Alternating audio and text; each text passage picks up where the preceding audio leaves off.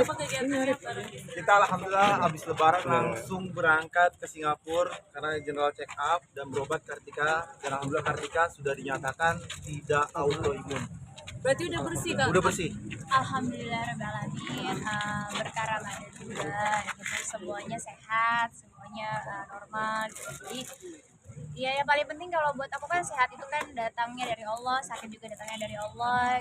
Gimana kita sebagai hamba Allah untuk menyikapinya aja. Jadi kayak PR dikasih sehat, berarti kata Allah ya harus tetap fokus beribadah, karena juga doanya kan ya gitu, ya Allah mudah-mudahan dikasih kesehatan untuk beribadah kepada Allah melalui suami, melalui anak-anak, melalui keluarga. Berarti ada treatment khusus? Bib, Ya Allah Bib, Bib, bentar Bib. Bib nemenin Bib. Kak Karbut, berarti treatment dari dokter apa yang dianjurkan atau seperti apa? Ntar dibilangin duduk di mobil nggak sopan, aku mau salah aja ntar. Emang tuh netizen. Selama Kartika Putri salah aku turun ya. Iya, Jangan boleh. dikirainnya Nah, mantap. Awas. Yuk, gimana?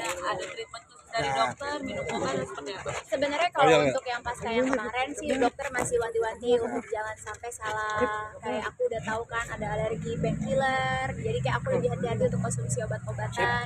Terus juga pasca yang kemarin kan sebenarnya di jidat tuh masih ada bekas yang emang agak susah dihilangin, cuman dokternya lebih memilih untuk biarin recovery sendiri kulitnya. Memang waktunya bakalan lama, kayak bisa 6 bulan sampai sampai 1 tahun, tapi katanya ya udah nggak apa-apa. Dan aku juga sama Habib milih nggak usah maksain ya, daripada kita mau terlihat sempurna tapi malah membahayakan diri sendiri, menurutnya banyak. Jadi aku lebih memilih untuk ya udah nggak apa-apa, berjalan aja, next time.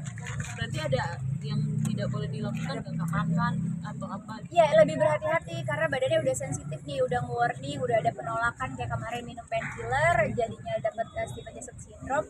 Khawatirnya ada dari makanan juga karena triggernya banyak, dan ternyata kayak aku juga kemarin ditekin sama teman-teman di media sosial, ada anak kecil yang kena Stevens syndrome sampai harus gagal ginjal dan lain sebagainya.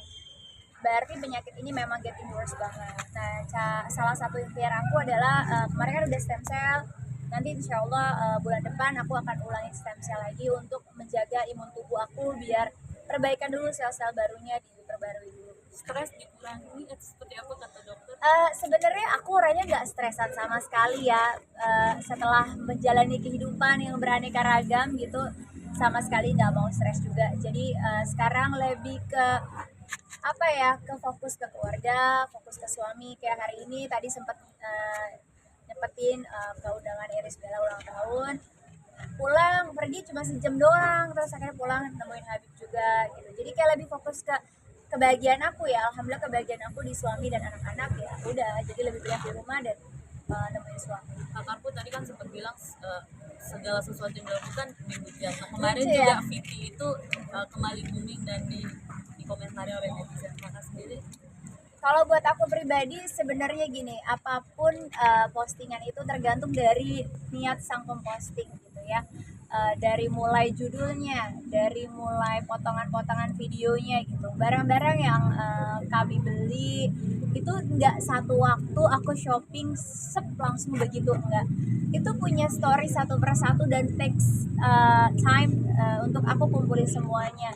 Itu makan waktu tahunan gitu. Jadi buat aku pribadi agak lucu, dan juga kita belinya juga di store-nya langsung, which is itu harganya beda gitu ya. Perlu teman-teman ketahuin bahwa brand yang aku kumpulin itu adalah salah satu investasi kalau kita belinya di toko resminya. Nah sekarang kan banyak reseller, kalau dari reseller tuh harganya bisa 2 sampai 2 kali lipat gitu. Makanya buat aku kayak ya itu tadi ya, aku menyayangkan banget gitu. Siapa sih oknum yang kayaknya setiap kali video aku tuh diperhatiin banget, lalu dipotong-potong, lalu dibagiin, mungkin di-share ke akun-akun yang tidak bertanggung jawab, dikasih judul yang lain sebagainya gitu. Jadi alhamdulillahnya aku nggak ambil pusing, karena alhamdulillah apa yang mereka bicarakan kan mereka nggak pernah tahu kehidupan aku aslinya kayak apa. Dan aku juga sama Habib bukan raja posting, raja konten yang selalu memposting kehidupan, dan kami masih bisa lah memilah-milih mana yang harus kami posting, mana yang enggak gitu. Jadi apa yang kami beli dan apa yang harus kami keluarkan juga alhamdulillah balance lah, sesuai gitu. Jadi buat aku pribadi nggak mau diambil pusing juga. Dan yang kedua juga kan orang nggak tahu background keluarga aku seperti apa, pekerjaan aku juga seperti apa, keluarga aku juga seperti apa. Jadi nggak mau ambil pusing aja sih gitu. Cuman yang kasihan lebih ke kasihan ke Habib aja. Karena orang jadinya bawa Habib, istri Habib. Itu aja sih yang makanya aku selalu minta maaf ke Habib. Habib maaf ya kalau seandainya ke bawah-bawah. Makanya kayak ada beberapa juga teman-teman yang nyelonong ke rumah mertua aku menyayangkan banget karena buat aku beliau itu sudah sangat mulia, jangan sampai ikut-ikutan diviralkan dengan hal-hal yang banyak mudorotnya. Cukup menantunya aja nih yang yang selalu jadi bulan-bulanan. Jadi aku nggak akan pernah ridho dan nggak akan pernah ikhlas kalau keluarga suami aku diikuti banting. Tapi koleksi tas mewah itu dari kamu awal sebelum nikah sama Habib emang udah mau ngoleksi tas? Jadi gini, aku itu adalah orang yang paling suka, aku kerja dari 2011. Kalau mungkin ya alhamdulillah aku juga punya background keluarga yang berkecukupan. Jadi hasil keringat aku itu memang aku tabung sendiri dan orang tua aku nggak pernah meminta bahkan mengatur dan lain sebagainya. Beliau percayakan anaknya untuk memaintain semuanya. Nah kalau teman-teman tahu dari 2011 sampai 2016 itu aku full kerjanya. Aku ingat banget aku sehari bisa 5 program TV, film, aku bahkan tidur sehari cuma 4 jam. Semua hasil itu aku kumpulin gitu. Dan juga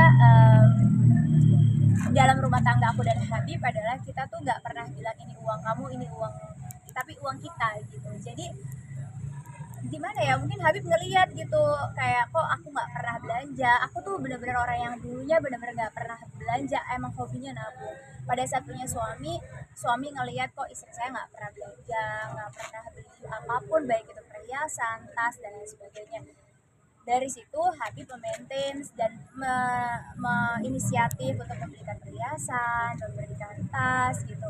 Karena dia tahu juga mungkin pemasukan dan pengeluarannya. Dan itu tuh nggak langsung dibeliin dari yang dipajang terus Habib beliin langsung kan ya enggak lah gitu. Itu kayaknya setahun sekali satu gitu ya. Dan itu memang penuh perjuangan untuk ngedapetin itu. Di store aslinya juga penuh perjuangan juga, nggak gampang. Dan kita belinya juga di store aslinya bukan di reseller. Kalau reseller kan harganya 3 kali lipat gitu. Bisa dicek juga sih di mall-mall di Jakarta kan gitu. Makanya aku bilang kayak orang nggak pernah tahu storynya kayak apa. Kayak Habib juga setiap subuh juga setiap hari, dan juga kan nggak cuma pekerjaan yang harus kita update di media sosial. Aku juga punya bisnis family yang aku nggak pernah share sama sekali. Alhamdulillah juga orang tua aku menghidupi aku cukup dari sebelum menikah sampai sudah menikah juga. Ketika mama berpulang juga alhamdulillah diberikan warisan yang menurut aku juga lebih dari cukup gitu. Jadi kan aku nggak mungkin ya menceritakan itu semua gara-gara kemarin ada viral kasus orang lain punya uang banyak, hasil apa tiba-tiba sekarang yang ditanya lagi, oh kamu dapat dari mana gitu. Kayaknya kalau teman-teman yang udah kenal aku dari lama juga yang tahu babat bobot keluarga aku juga tahu lah gitu. Cuman memang selama ini sebelum aku menikah memang aku orang yang nggak mau belanja sama sekali, orang yang nggak mau ya nabung uang aja. Nah dengan adanya pun aku menerima pemberian, aku pun sharing lah sama suami gitu. Kalau beli barang ini tuh investasi loh, soalnya kita belinya Rp1, kita simpen pun dijual itu bisa malah jadi Rp2 meskipun udah kita pakai gitu. Jadi sesuatu hal yang punya nilai investasi. Kenapa aku mulai berpikiran ada nilai investasinya?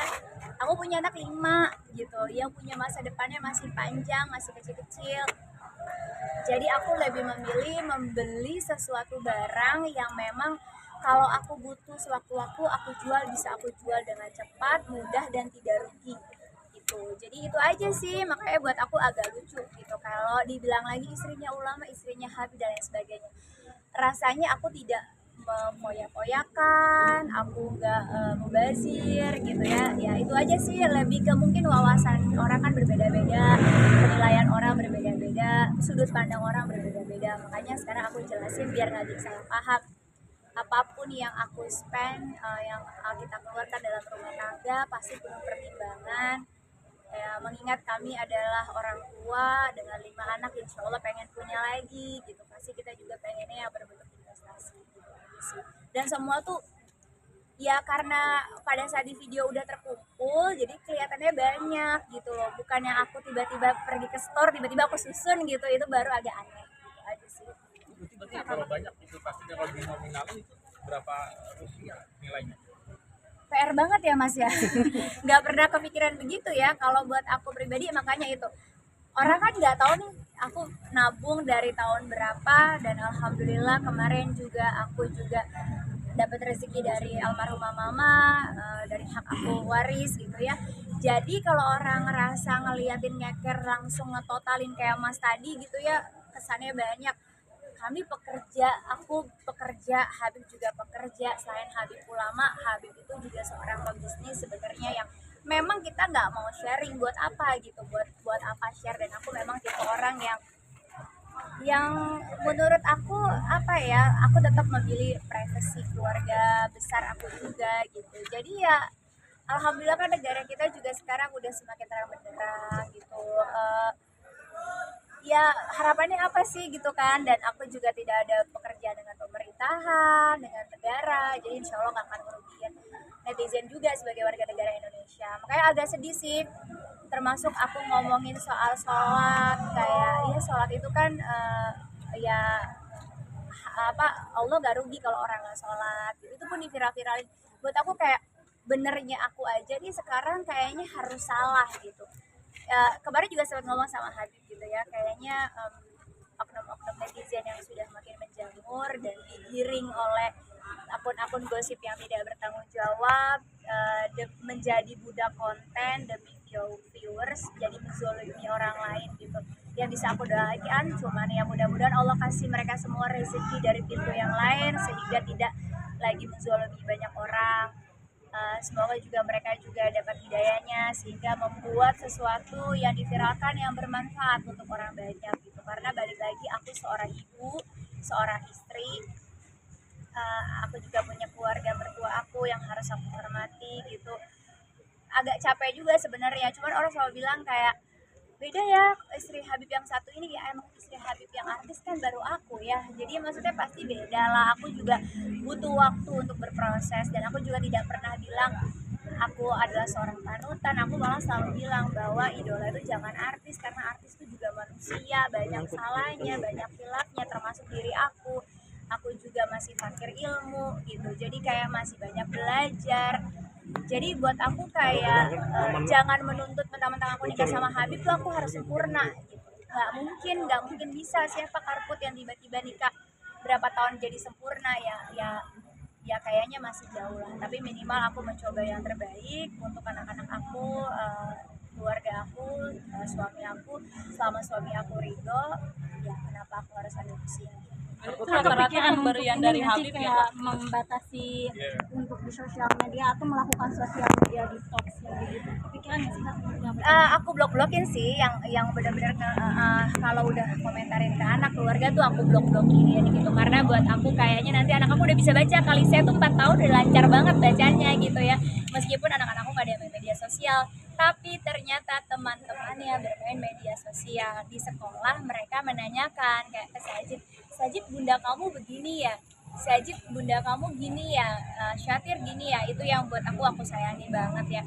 Lucunya lagi kemarin aku sempat vakum nih, udah deh nggak usah aku posting tentang diri aku ya, aku posting tentang yang lain-lain gitu. Tapi ternyata emang lucu lagi, sekalinya aku posting, aku nggak posting nih ya, mereka ambil dari tayangan kayak kemarin tayangan program TV gitu, kayak emang menunggu-nunggu banget gitu. Itu aja yang buat aku agak lumayan bingung gitu, kenapa sih mereka selalu mencari hal-hal yang terkesannya negatif dari diri aku. Kenapa nggak berusaha melihat yang positifnya juga? Insya Allah pasti sedikit 1-2 pasti ada gitu, kayak bagaimana parenting aku ke anak-anak, bagaimana aku mendidik anak-anak gitu. Itu nggak pernah viral tuh, nggak pernah viral. Kalau seandainya anak-anak aku dari usia 4 tahun puasanya full, udah bisa baca Al-Quran usia 4 tahun, udah ya itu yang aku lucu sih. Makanya aku ngerasa mungkin ada oknum yang memang menggerakkan, wallahu a'lam. Makanya aku cuma bisa mendoakan mudah-mudahan kita juga sebagai pengguna media sosial, baik penonton juga, kita bisa memilah-milih mana sih yang lebih baik kita viralin gitu. Sekarang tuh udah terlalu banyak memviralkan hal-hal yang banyak mudarat ya daripada manfaat.